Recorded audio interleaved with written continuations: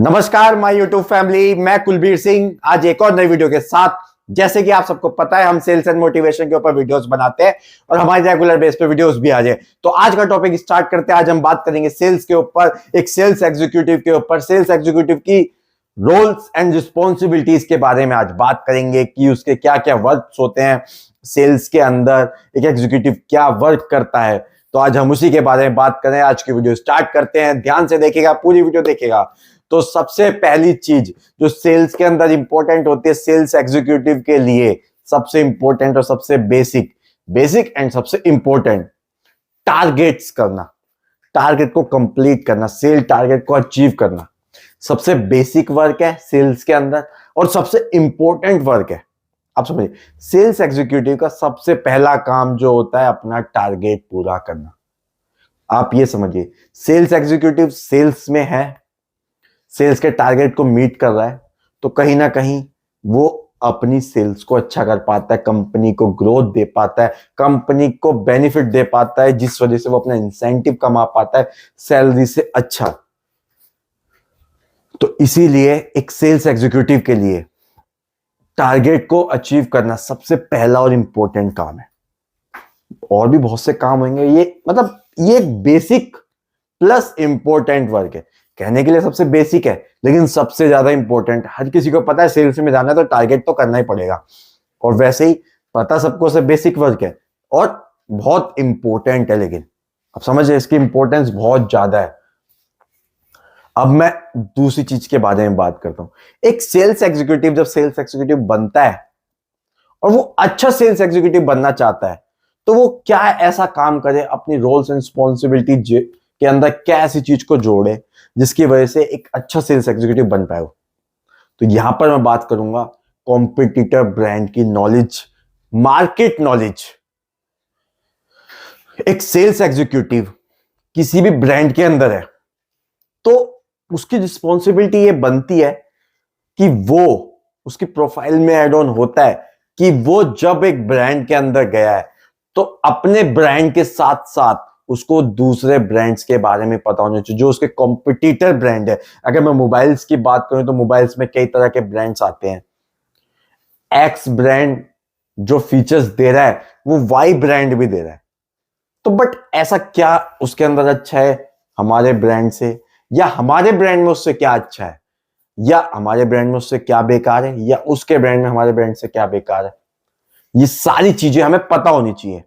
तो दूसरा और इंपॉर्टेंट वर्क होता है आपका प्रोडक्ट नॉलेज, मार्केट की knowledge. Market knowledge like that कि कंपटीटर की नॉलेज, कि कंपटीटर क्या प्रोडक्ट बना रहा है, क्या लॉन्च कर रहा है, क्या चीजें आ रही हैं, किस प्राइस रेंज में क्या दे रहा है, क्या फीचर्स उसके फोन में है, क्या हमारे ब्रांड के साथ वो कॉम्पिटिट कर पा रहा है, क्या क्या चीजें हमारे ब्रांड से अलग बना रहा है। वो सारी चीजें पता होनी चाहिए। जब वो पता होंगी उसके पास, उसको वो चीजों की नॉलेज होगी, जब भी वो अपने ब्रांड को अच्छे से सेल कर पाए। क्यों? क्योंकि कस्टमर जब एक शॉप के अंदर घुसता है ना, तो वो मार्केट को अच्छे से रिसर्च करके आता है। जब उसको कोई प्रोडक्ट लेना है ना, तो उसके बारे में, उसके 10 ब्रांड्स के बारे में पता करता है कि कौन कौन सा ब्रांड कैसे वर्क कर रहा है, क्या उसके अंदर फीचर्स है, वो सारी चीजें लेके आता है।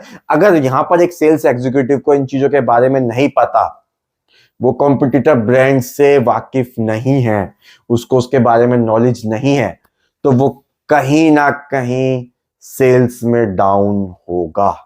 आप इस बात को समझिए, वो कहीं ना कहीं सेल्स में पीछे होगा, एक अच्छे सेल्स एग्जीक्यूटिव से पीछे होगा। इसलिए ये रोल्स एंड रिस्पॉन्सिबिलिटी उसके वर्क में जरूर एड ऑन होती है। अब तीसरी चीज की मैं बात करूंगा कि अपने, उसके जो रोल्स रिस्पॉन्सिबिलिटी, अपने डाटा को मैनेज करना, अपने डाटा को मेंटेन करना। मतलब बहुत से ऐसे ब्रांड्स हैं जो एक ना डाटा मेंटेन करने के लिए कोई एप्लीकेशन के थ्रू कराता है, कोई उनको एक डायरी देता है अपनी विद इंडेक्स के साथ कि क्या सेल हुआ, कितने प्रोडक्ट सेल हुए, क्या आप किस परसेंटेज पे चल रहे हो, क्या एवरेज आपकी चल रही है, ये सारी चीजें।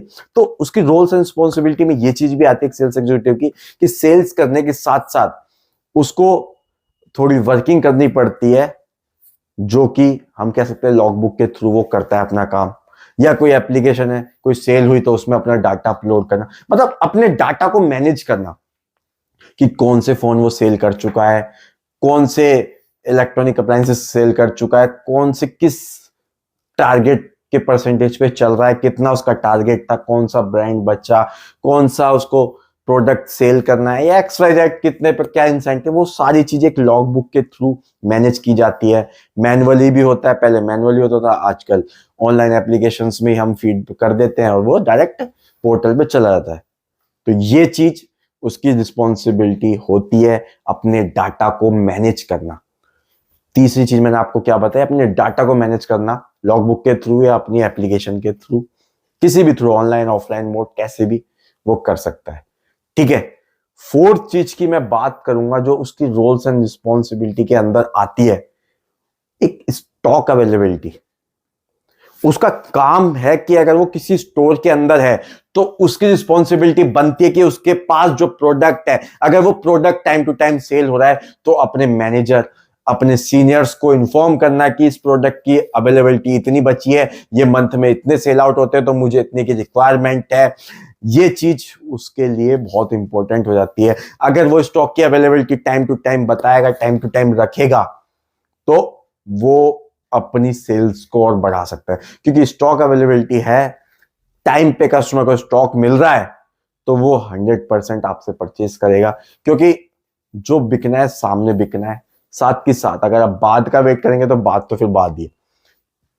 तो उसकी रोल्स एंड रिस्पॉन्सिबिलिटी ये भी होती है कि अपने स्टॉक को मैनेज करके चलना, स्टॉक अवेलेबिलिटी को टाइम टू टाइम देखना, कम स्टॉक है जो उसके बारे में बताना, उस स्टॉक को मंगवाना, मतलब स्टॉक का मैनेज भी उसको करना होता है अपने स्टोर के अंदर, अपने ब्रांड के अंदर।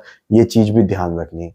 अब फिफ्थ एंड एक नॉर्मल मैं आपको बात बताता हूं कि कोई कंपनी क्या है कि जो सेल्स एग्जीक्यूटिव वो क्यों रखती है। आप समझिए, एक सेल्स एग्जीक्यूटिव ना कंपनी के लिए बैकबोन है, जड़ समझते हैं, रूट्स, पेड़ की जो जड़ें होती हैं, सेल्स एग्जीक्यूटिव उसकी तरह वर्क करता है।